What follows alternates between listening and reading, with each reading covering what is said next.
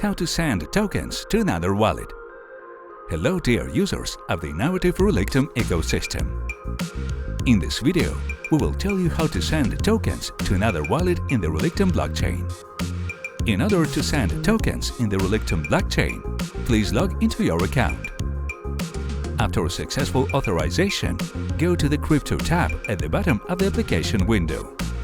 Select the Relictum network token you want to send. On the next tab, select Transfer. Specify the recipient's wallet address or recipient's account ID. Specify the transfer amount and click the Transfer button. After successful completion of the operation, the transaction will appear in the history of the last transactions. Congratulations! You have successfully submitted a token to the Relictum network.